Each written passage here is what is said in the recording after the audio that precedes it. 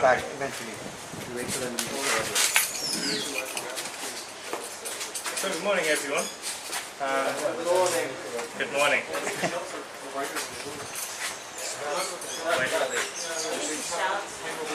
Wait for the excitement to die down.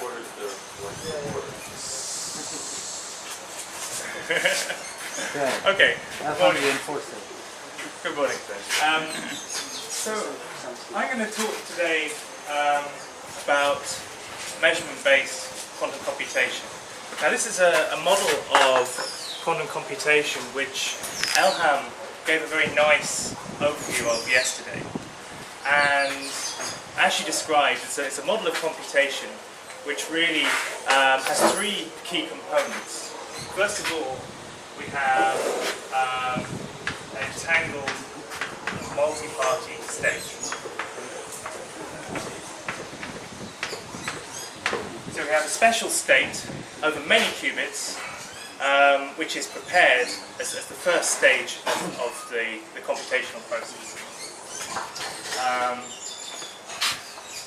Then once we have that state, we perform single qubit measurements in particular bases. So we have single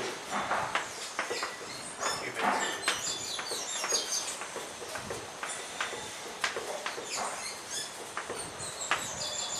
Now the third component, which Elham emphasized, is the classical processing on these measurement algorithms. So essentially, we're starting with all of the entangling operations that are going to take place at all in this computation are applied in the very first step, when this entangled state, this cluster state,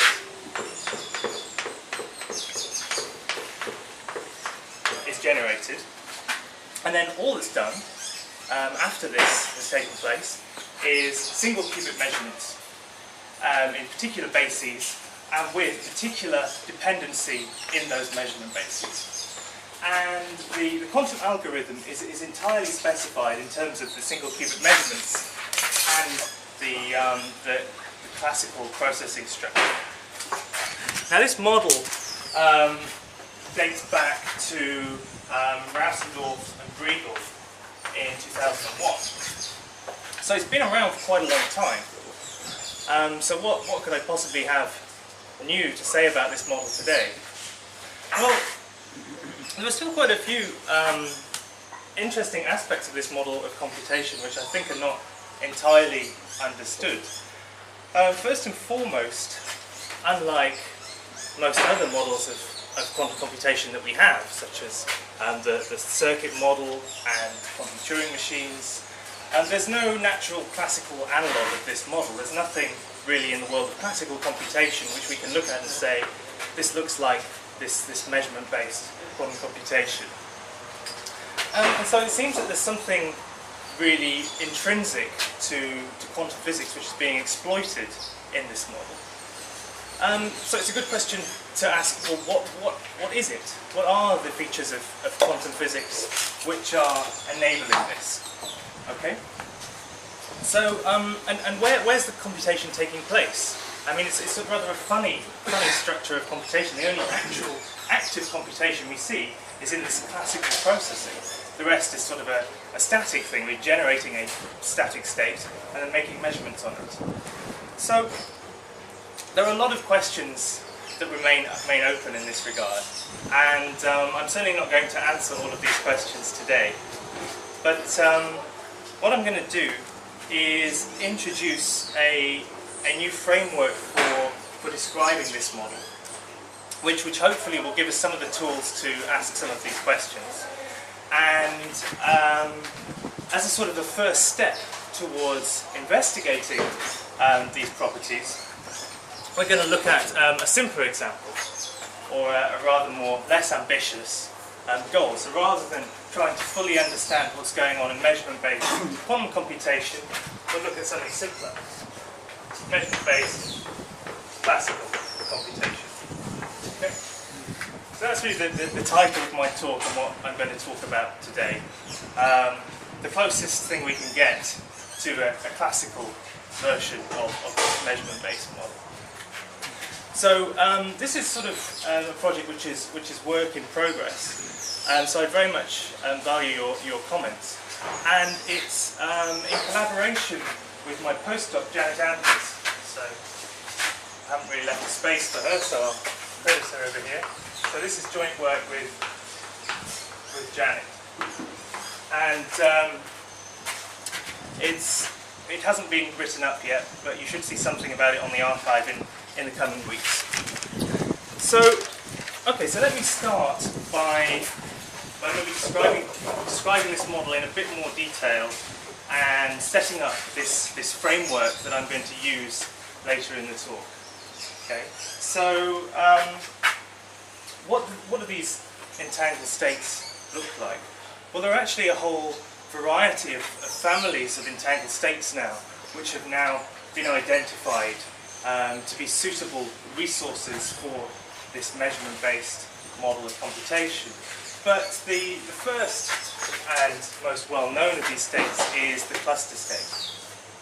And the cluster state is a rather nice type of multipartite entangled state, because you can describe it using a very simple graphical formalism. Okay? So we plot out a graph consisting of a set of vertices and edges. Okay? So these dots, which you may or may not be able to see, are the vertices, and these represent qubits. Okay? So every one of these vertices has a corresponding qubit. And so we connect the vertices with lines to form a graph. A particular graph that I'm drawing here is the square lattice structure.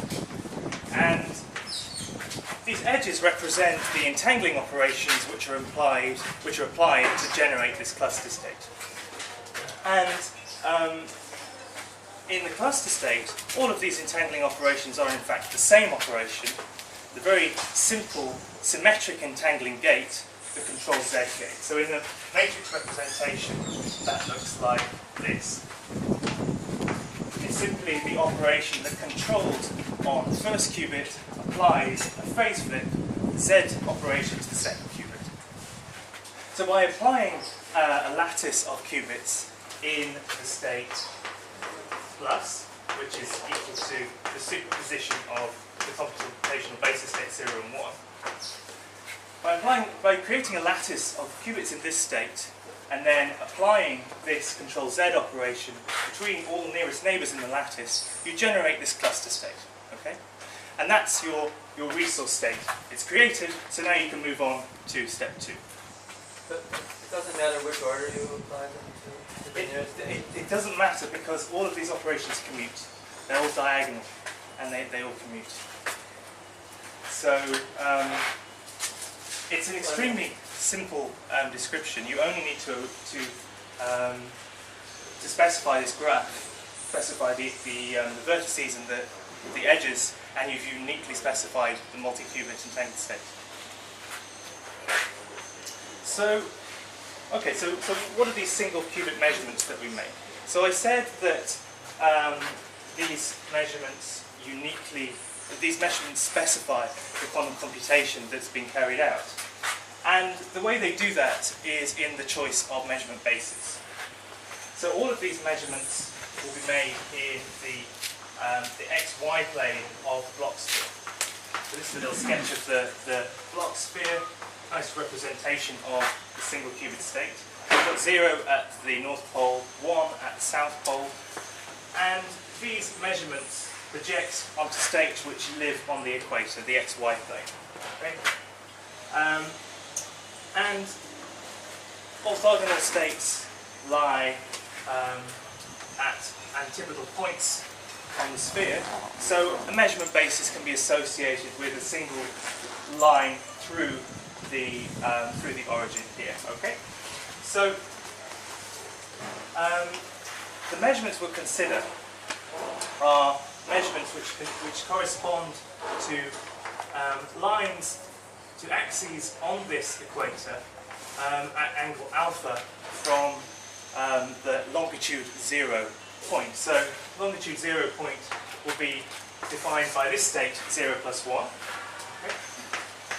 The 0 plus 1 is living here at longitude 0. And then we have the states 0 plus e to the I phi 1 living at angle phi around the equator. Okay? So a measurement basis consists of a pair of orthogonal states 0 plus or minus e to the I phi 1. So because we're restricting ourselves to this particular set of measurements, each one of these measurement bases is defined just by choosing this angle phi. Okay? Now, I mentioned that we need classical processing, and the reason for that is to take into account the randomness of these measurement outcomes. Every single one of these measurements has an independent 50-50 likelihood of giving either the plus outcome or the minus outcome. And so clearly this is a probabilistic process. Okay? But the way we achieve deterministic computation is to compensate for that randomness by taking these measurement results and feeding them forward and using them to determine the measurement bases for future measurements. And it turns out that the way we do that is particularly simple. It merely gives us a choice of measurement basis labelled by angle alpha or angle minus alpha. So each one of these qubits will be measured in a particular basis, either with angle alpha or minus alpha, but the sign of that angle will depend on the outcome of previous measurements. So now this is where the classical processing comes in.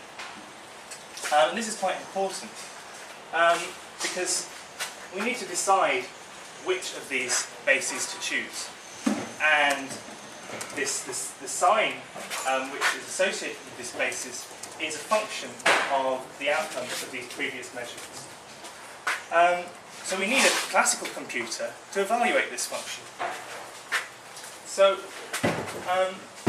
the framework I'm going to introduce today to help us explore some of these properties of measurement-based quantum computation will be a framework which really pushes this classical processing to the forefront. So I'm going to draw a schematic diagram now of the way I want you to think about measurement-based quantum computation. And the first thing I want you to think about is this classical control computer. Okay? And this control computer is sending out signals to the measurement devices which are sitting on each of these qubits. So it's sending out a bit to each one of these sites, and that single bit of information will be the sign of the particular measurement basis associated with each of these sites. So it's sending out one by one the basis BI to site qubit I. This is my measurement device sitting on top of the qubit there, and that receives this bit BI and then performs the measurement. And then when the measurement's been made,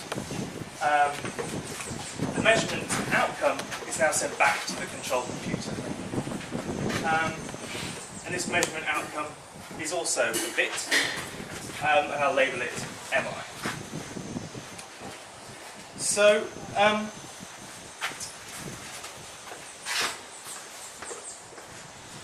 okay. So the first thing to observe is that for each one of these sites, once they're set up, once this cluster state has been created, the individual sites holding each qubit only do one thing. They just receive a bit, they make a measurement, and they send a bit back. Okay? So, and there's no, after this initial entanglement has been set up, there's no direct communication between any of these sites. There are no multi-qubit operations. There are simply single qubit measurements, and information is sent back to the control computer. But you could as well dispose of the control computer, right, and just have each of the qubits being a little agent all by itself and sending the outcomes to the agents that need it. You could have many control computers sitting on each of the sites. That's true. But we can make do with just a single control computer. Okay. So I'm going to because I want to generalize this model and move away from just having cluster states here and really look at what are the properties of what is going on here which enables the computation. I'm going to generalize this picture and introduce something which I'm going to call a one-bit box, for want of a better name, and I probably need to come up with a better name for this. But the one-bit box in our example is this box containing a qubit and a measurement device. And it's just a device which has the capability of receiving a single bit. Our label BI. So the box is labelled I. Each one of these boxes is enumerated, and they each receive a single bit, and they send back a single bit, and they do nothing else. And these boxes are not allowed to communicate, so they're not allowed to signal. But they can share pre-existing entanglement.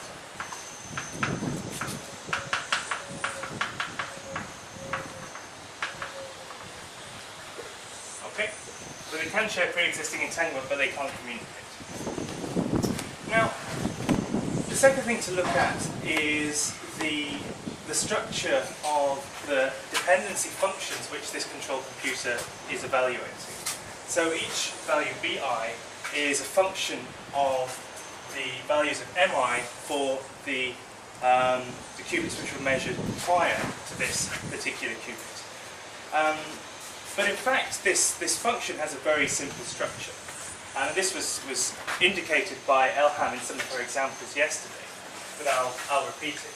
So, a very simple example of the sort of dependency which arises here. We see in this simple example, which is just a one-dimensional chain of qubits. And this sort of setup is sufficient to implement arbitrary single qubit operations in your computational model. Okay, so these qubits will be measured from the left to the right. First this qubit, then this qubit, then this qubit, then this qubit. And it turns out that the measurement on this first qubit has an influence on the choice of measurement basis for the third qubit and the fifth qubit. You remember this from Elham's talk, it's every qubit which is an even number of connections away from the original qubit. Okay? So this first qubit has an effect on this qubit and this qubit. This third qubit will also have an effect on this fifth qubit, and so on and so forth. But the actual way that the measurement outcome here determines the measurement basis here is very simple. In fact,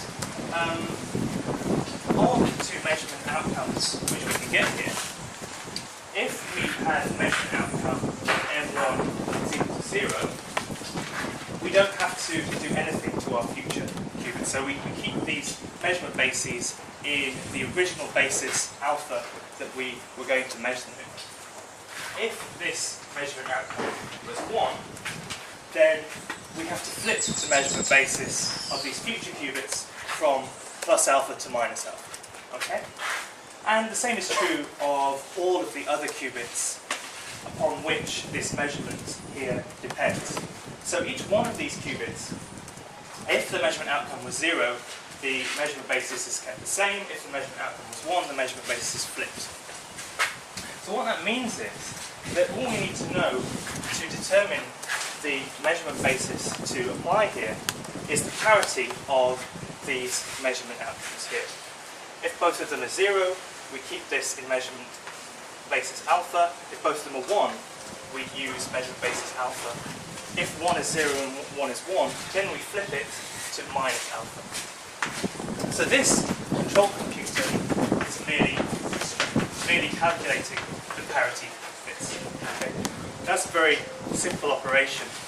And, well, in fact, you don't need a universal classical computer to achieve this. You can get away with a much simpler computational model. So, let me now introduce the computational model that we're going to use. Now, in quantum computation, we're very familiar with defining classes of computations in terms of the universal gate set which is available. Okay? So, for example, for universal quantum computation, we know that one example of a universal gate set is to take the Toffoli gate and a Hadamard gate. Or similarly, you could take a control NOT gate and an arbitrary single qubit rotation. There are many different families of universal gate sets which give you universal quantum computation.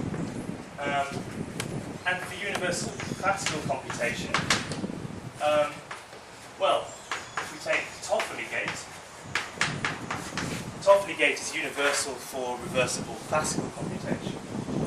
So, one way of defining the model of the universal classical computation is in terms of the universal gate.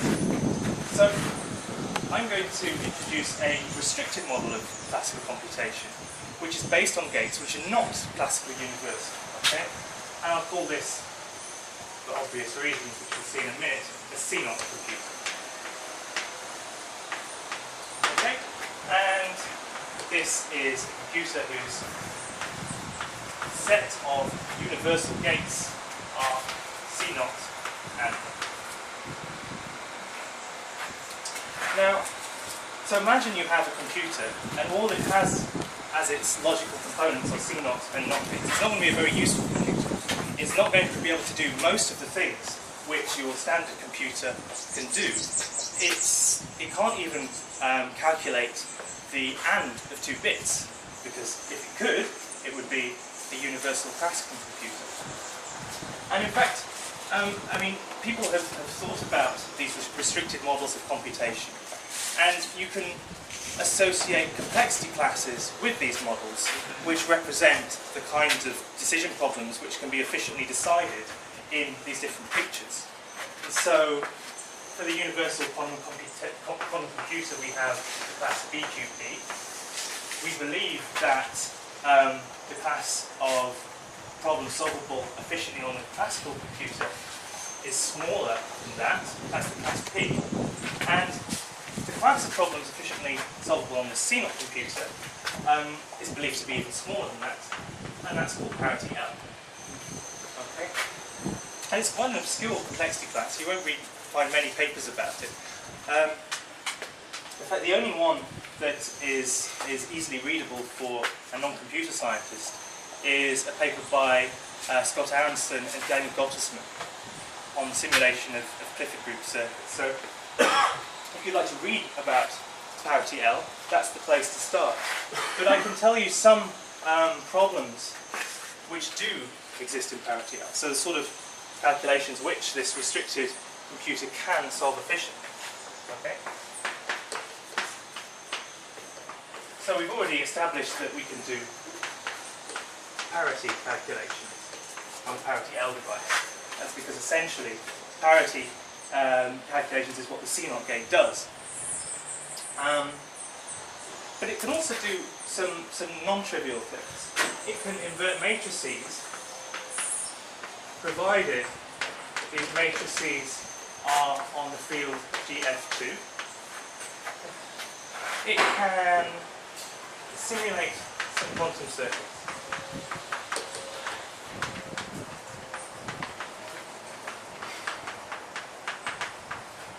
Obviously it can't simulate all quantum circuits, or it would be up here, but it can efficiently simulate quantum circuits consisting of Clifford group gates. So if we construct a circuit of quantum gates only consisting of CNOT, Hadamard, and phase gate, which you can think of as the square root of the Z operator, these circuits, which we call Clifford group circuits, can be simulated efficiently on this parity L device. So because this thing, because we can implement these parity computations here using a CNOT computer, we can sort of now restrict the computational power of the classical control computer in our model. Okay.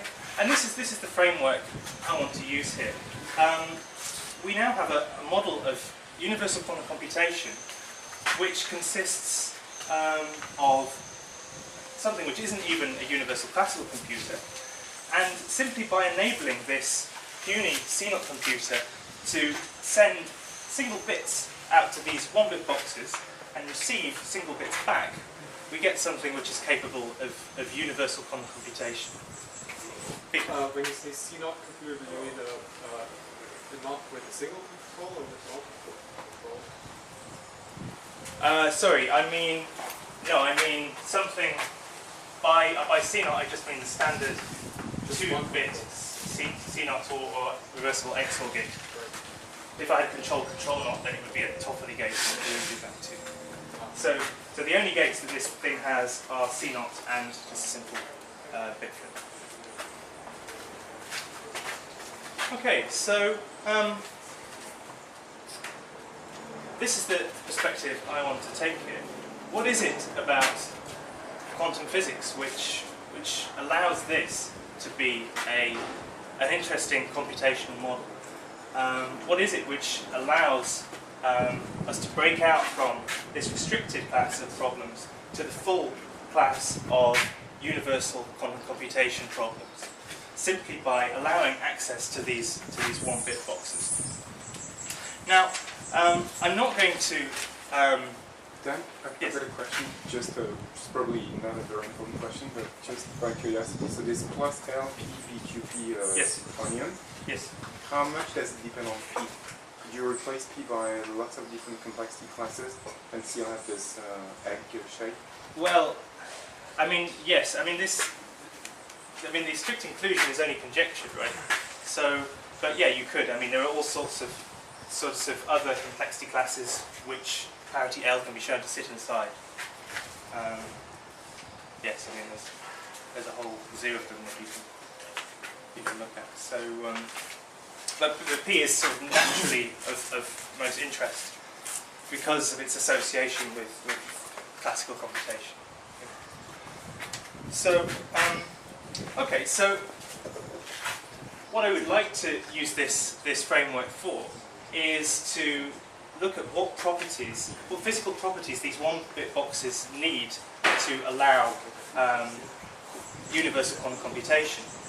And we know that if these 1-bit boxes are sharing a cluster state, then that's enough.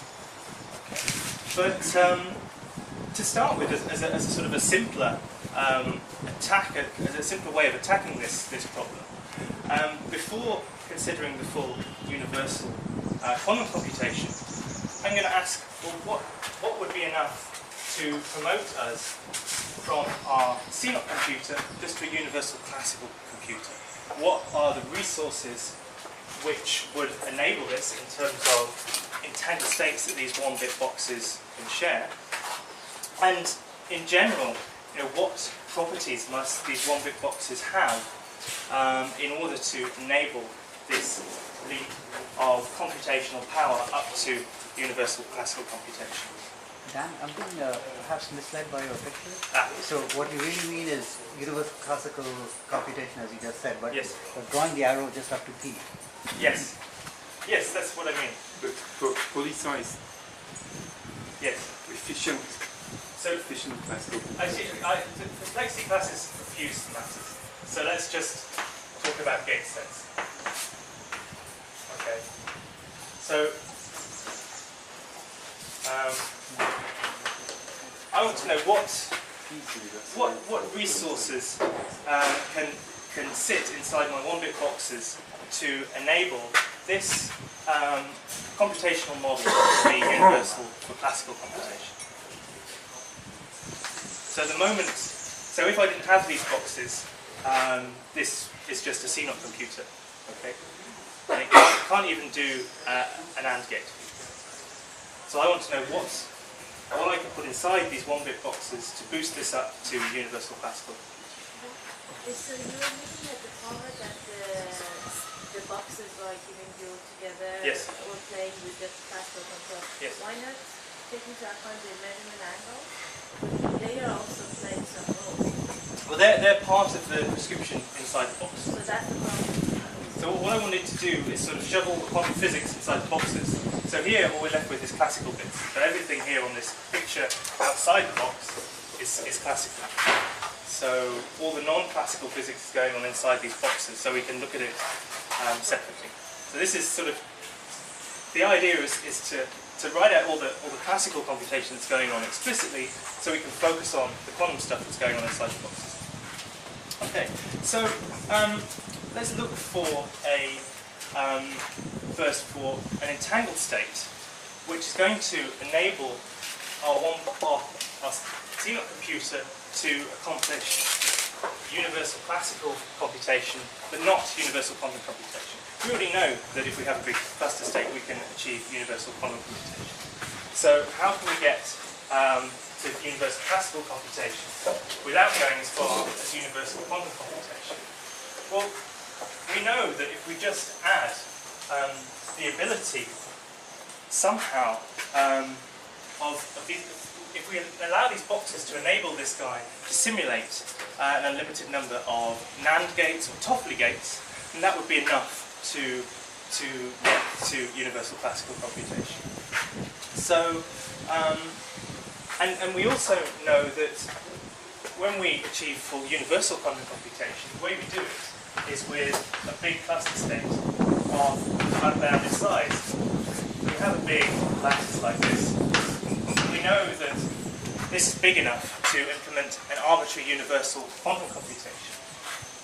And more than that, as Elham says, it's possible to associate with sections of this lattice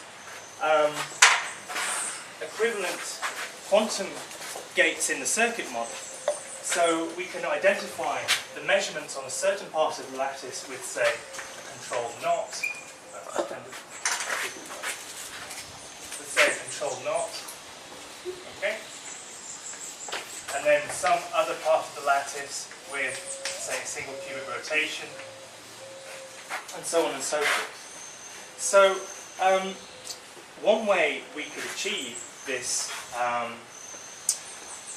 one way we could find an entangled resource state which is universal for classical computation but not universal for quantum computation is just to take some layout like this, look for a structure which is implementing, for example, a Toffoli gate, and then isolating that structure from the rest of the qubit, so removing all the entanglement between this and the rest of the qubit. And this would give us something which is simulating the Toffoli gate alone, thus enabling universal classical computation, but not giving us full universal quantum computation. Would you get Hadamard gates very easily with the CNOT computer and those boxes? Yes, you can get Hadamard gates. So if you've got Toffoli and Hadamard. That's right, but it's more than just the gates. For universal quantum computation, you need to be able to compose the gates. So if I have just some resource which allows me to simulate just the Toffoli gate, it has no entanglement with anything else, there's no way which we can compose that coherently with other gates to build a quantum circuit. And in fact, you can show that if you have a cluster state of bounded size, or of unchanging size, then, I mean, that is in the strict sense something which can be fully simulated efficiently on a classical computer, because it's not changing in size. So, so the first thing I'm going to look at is to try and identify small regions of cluster state which can give me a Toffoli gate, but nothing else. Are you trying to describe the jump in terms of little islands of entanglement? Yes, that's right. So we've got little islands of entanglement, and these are going to enable this universal classical computation. Now it turns out that cluster state measurement patterns to achieve this are already known. You can go and look them up, and there's one in a paper from 2003. But this is a rather complicated thing, and it requires about 15 qubits in one direction, about 5 qubits in another direction. So it's a bit of a mess to analyse. So a nice thing to do is just to go back to the drawing board and just say, well, what's the simplest thing I can construct which will allow my CNOT computer to simulate something which will enable universal classical computation. So what I'm going to try and simulate is the NAND gate. It's a nice simple 2-qubit gate, and the NAND gate is indeed universal classical computation. So the truth table of the NAND gate is something you all know, but I'll chalk it up anyway.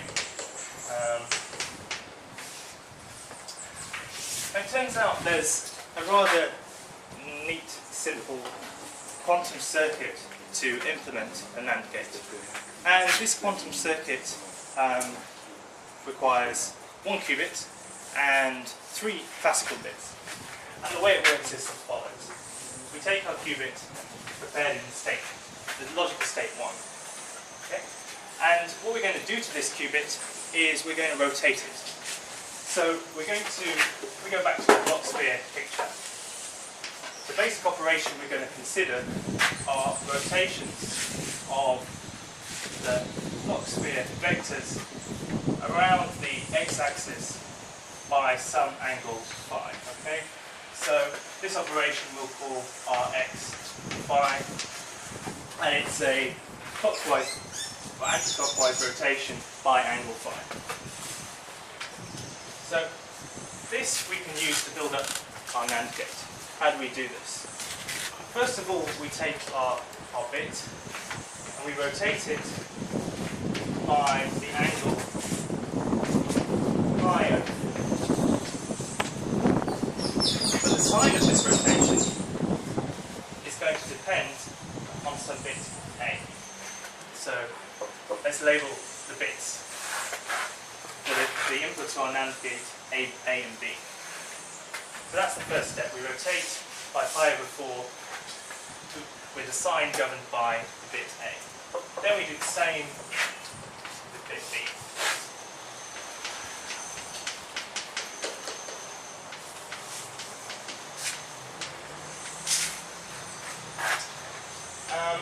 This hasn't quite given us a NAND gate yet. At most it's rotated this by π/2, which will put it in a superposition of 0 and 1.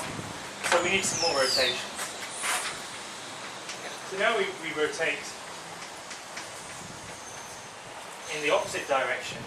This time the sign of this rotation will be determined by the parity of A and B. Okay? And we need something to finish up the job. Now with 3 rotations with magnitude π/4, we need a final one to move us back to a computation basis. And this final rotation does not depend on anything. Okay? And what comes out at the end of this circuit is the qubit, which is now in the state A and B. Classical state 0 or 1, depending on this truth table. So this looks a rather obscure way of constructing a NAND gate, but it's actually quite easy to see why it works. If we just consider rotations on the sphere, and consider 2 input bits, 0 and 0. Okay? What do we have? We first have a rotation of around π/4 in the plus direction, then a second rotation in the plus direction. The parity of A and B is 0, so that means we have a rotation here by π/4 in the minus direction, and then we finish off with another rotation in the minus direction. So what we have is 2 rotations in the plus direction, 2 rotations in the minus direction, and we get back to 1, which is the output we wanted for the input 0, 0. We can do the same with 0, 1, and we find something similar. This time, this angle is flipped because B is now 1, and this angle is also flipped because A plus B is also equal to 1.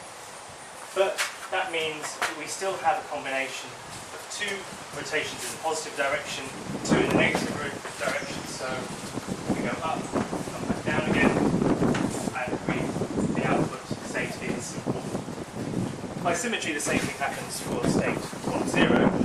So the only interesting thing left is the input values 1, 1. But now, each one of these rotations is negative. This has a negative sign, this has a negative sign, this has a negative sign, this has a negative sign. So now our rotations all add up and take us right round the block sphere to output 0. So this looks like a rather funny and artificial way of implementing a classical gate. Is it so? What the surprising thing I imagine is that you're encoding the information in the address. Yes. And is it a coincidence that A plus B is a reversible encoding of A plus B? No, it's not a coincidence. It's in fact necessary because I want something which my CNOT computer can use. So the CNOT computer can indeed generate A plus B. But isn't it that's kind of a hidden metaphoric gate? Yes, absolutely. I mean, because bits A and B have not been erased in this process, this is in some sense exactly also could construct a Toffoli gate. Okay, so that's a neat way of implementing a NAND gate. How can we build this into this model? Well, at the moment we can't, right? Our model was constructed to be as close as possible to standard measurement-based quantum computation. And in doing so, we only allow each one of these sites to receive a single bit. So if we wanted one of our sites to do this operation, it would need to receive 3 bits, A, B, and A plus B. So, well, can we do something similar with 3 sites? Because we need to send 3 bits of information. Can we implement this with 3 1-bit boxes? Well, it turns out, yes, we can. So, how does this work? Well, imagine that we have 3 boxes which share a GHZ state. Okay, I'll use. So this is the Greenberger-Horn tiling estate, which I'll write in the following way.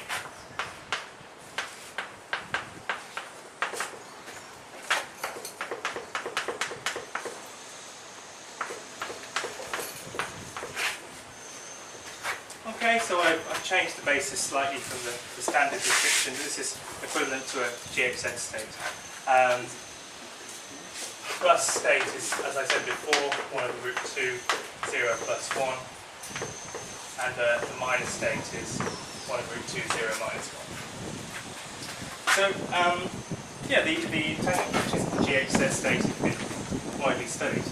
And in particular, we get the GHZ paradox, which we find when we consider the outcome of measurements made of the observables x, y, and z on these 3 qubits. But the GHZ state will also enable us to achieve this kind of rotation, this kind of implementation of a NAND gate in a measurement-based way. Now I'll just run over the basic idea of how it works. What we're going to do is basically make three measurements on these 3 qubits. The first measurement will essentially implement this rotation. This is going to be measurement 1. The second measurement will give us something equivalent to this rotation on the final qubit. Okay, and the measurement of the third qubit will just implement these final 2 rotations and the final measurement all roll together. So how do we obtain these first rotations on a qubit over here by measuring qubits over here, where we use standard tricks of measurement-based quantum computation? And in particular, if we measure the qubit, this qubit G in basis plus or minus e to the minus I phi minus, okay, well that phi 1, and if we measure the second qubit in the basis plus or minus e to minus I phi 2, okay. When we look at what the resultant state is of the final qubit, we've just made a simple projection here. When we collapse our state, we find that this first term will be left over as just state plus. The second term will now have accumulated phases from this part of the projector, and also an overall phase from the measurement outcomes here. So that means that the state of the final, this third qubit, will look like this.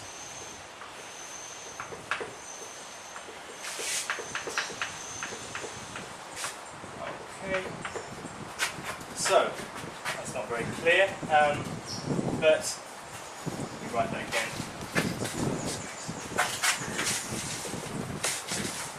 So making these measurements on these first two qubits projects this third qubit into the state plus, minus, minus 1, M1 plus M2, where these M1 and M2s are the measurement outcomes of these first two boxes.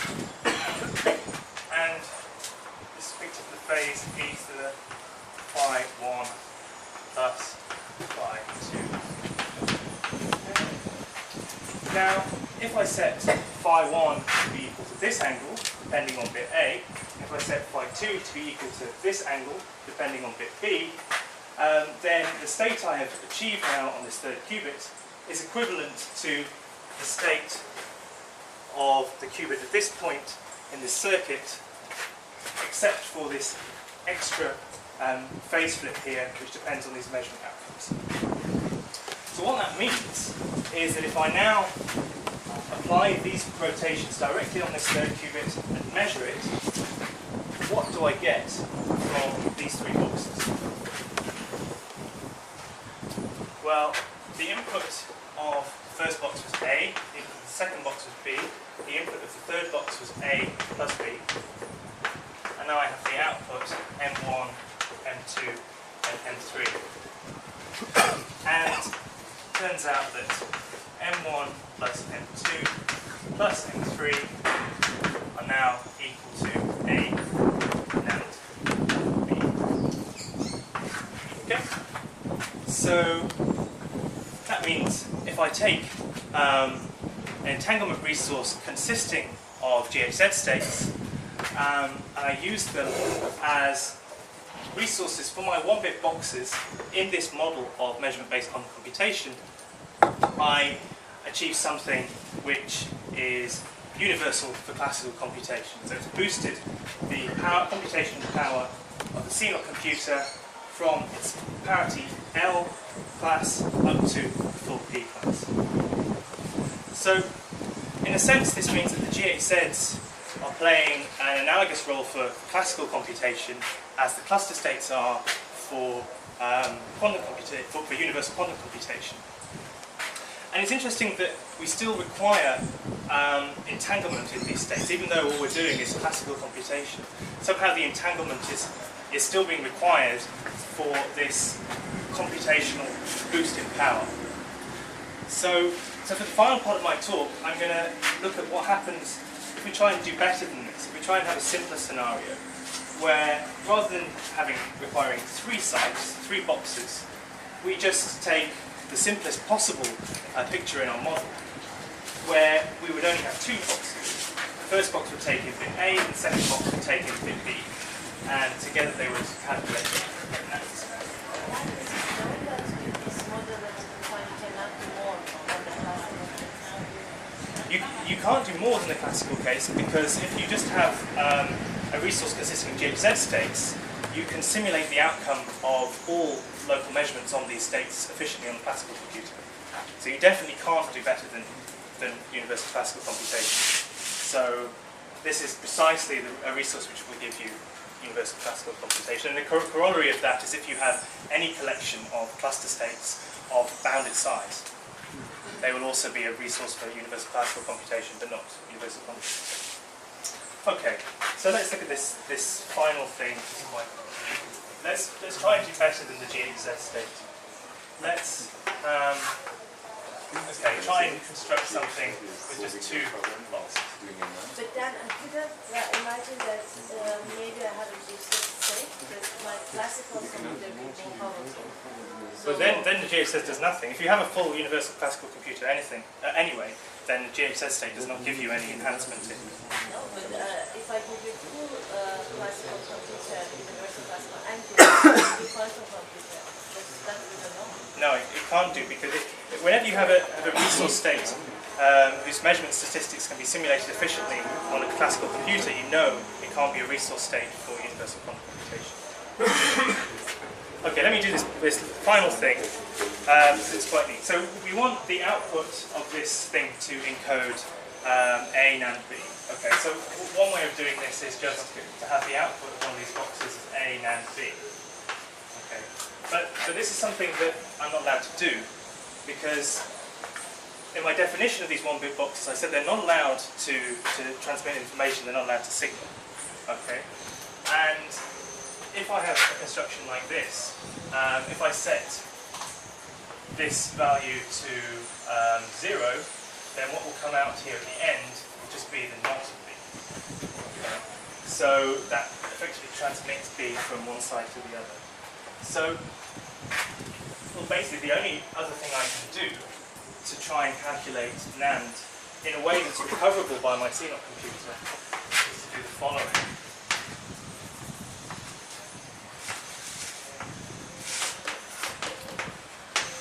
Let's do something analogous to my GHZ example.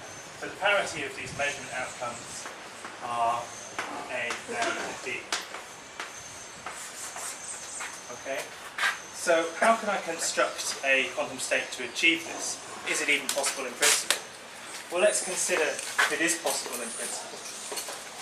There are all sorts of inequalities which we know about, which give us limits to the kinds of correlations which measurements on quantum states can exhibit. And of course the most famous of this are the Bell inequalities or the CHSH inequalities. And it turns out that there's a form of the CHSH inequality which is extremely useful for assessing this problem. This is a form which I found in a paper by Van Dam, but it may be better known than that. And it's entirely equivalent to the standard CHSH formulation, but it works as follows. So you have boxes of this form, one with input A, one with input B. In the standard sort of CHSH picture, the A would be the setting for the measurement device inside the box. And you can set up the CHS inequalities in the following form. If I consider the probability that given an input A and B and an output M1, M2, what's the probability that this output does in fact satisfy the thing I wanted to satisfy?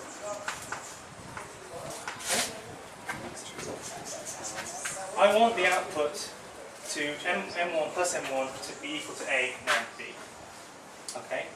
So, if I consider a scenario in which this will occur with a certain probability, I sum over the probabilities for all the possible input values. Okay? It turns out this is nothing other than the left-hand side of the CHSH inequality. And the CHSH inequality tells us that this has got to be less than or equal to the value 3. So,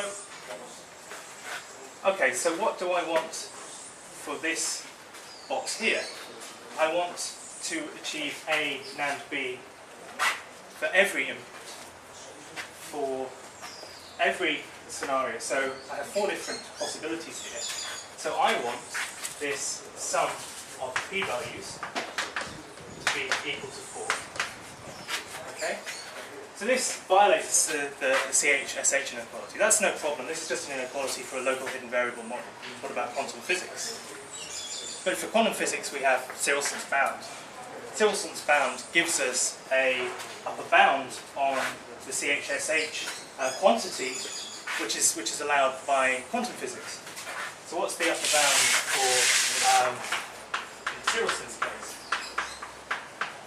Well, it turns out that in this particular formulation of the CH-SH inequality, the upper bound is 2 plus root 2, which is equal to about 300.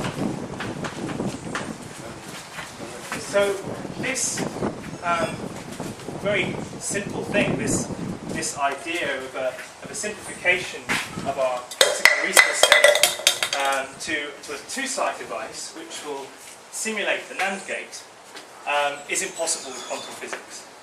And rather spookily, the task that we're trying to do here is exactly the task that the CH-SH inequality is sort of quantifying.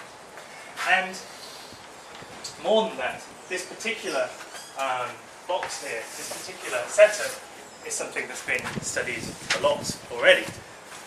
Something that goes under a number of names, but it's often named after the 2 authors who first looked at it, Popescu and Rorley. So this is sort of a standard tool in the armory of people who are considering generalized theories which predict correlations which violate Sirelson's bound. And it turns out that if we want to achieve measurement-based classical computation in a more compact way than this GHZ state, we would be required to violate this bound. So that shows this is an optimal implementation of the task we wanted to achieve.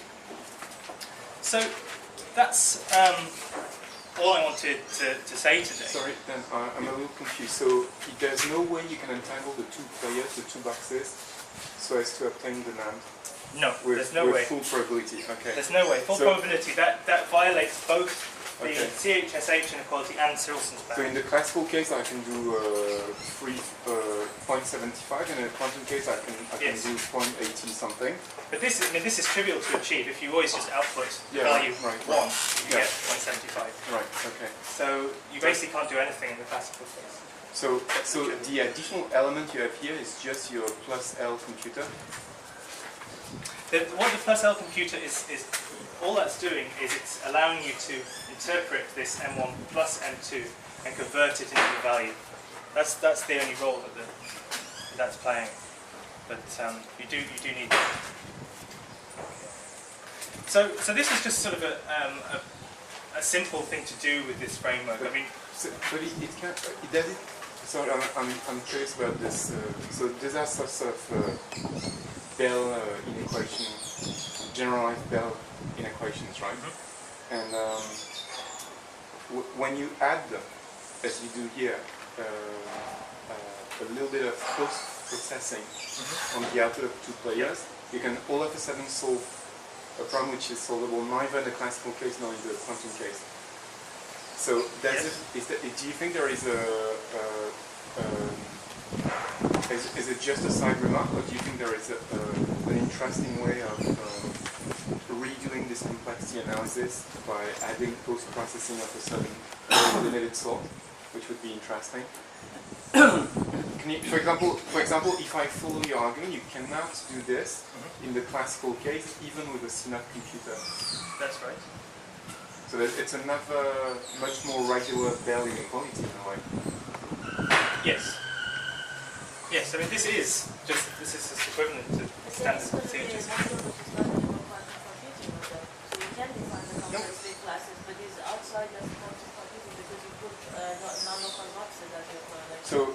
So I've got a very naive understanding so far. So there is a game, non-local boxes, and if the players are allowed to are only classical, then you can you can succeed in 0.75 cases.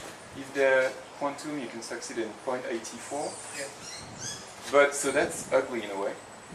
But if you add to both kind of games a plus computer, then all of a sudden the quantum one can do it with probability 1, and the classical one can still not do it with probability 1. So it seems like it's a more regular way of presenting the difference between the two worlds. No, that's not quite the case. I mean, what the key point here is the no signaling requirement between the boxes, and that signaling is achieved by this CNOT computer, which connects them and processes their outputs here. I mean, what you have in this 3 case is something which yes, this is a sort of a game which. If you had access to non-local boxes, these PR boxes, yes, you can succeed in this. If you have a GXZ state, yes, you can succeed in this. With a local hidden variable model, no, you can't succeed in it. So that's another kind of operational way of setting up a non-locality game, if you like.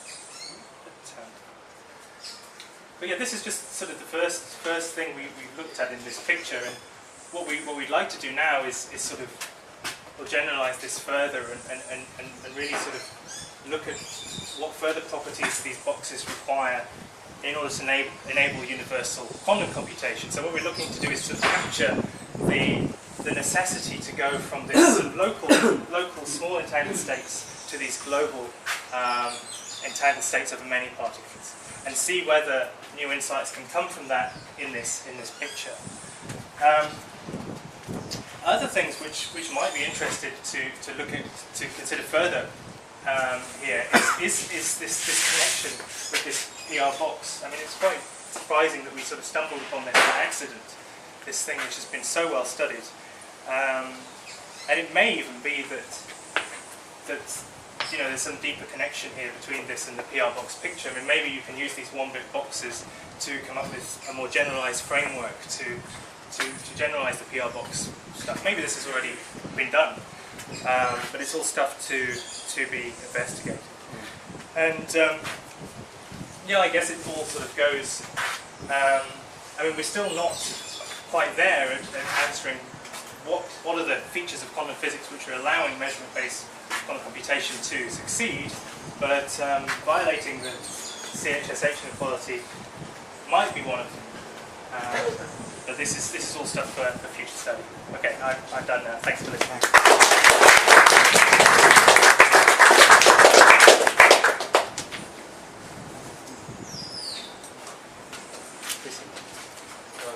How big would this quantity have to be so that you could still do the computation? Does it have to be strictly as big as 4? That's a good question. I think probably it does, but the question is, I mean, if it's less than 4, then you've got some probabilistic gates, right? So we know that probabilistic gates we can deal with in the framework of full universal classical computation, and the strategies, for building models of computation based on non-deterministic gates. Whether or not the CNOT computer is powerful enough to be able to rescue anything from that, I'm not sure.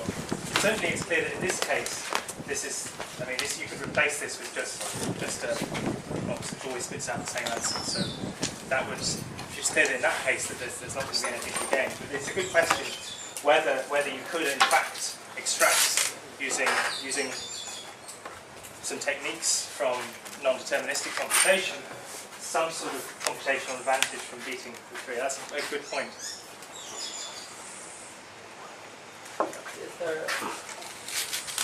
I guess this NAND is not the only universe.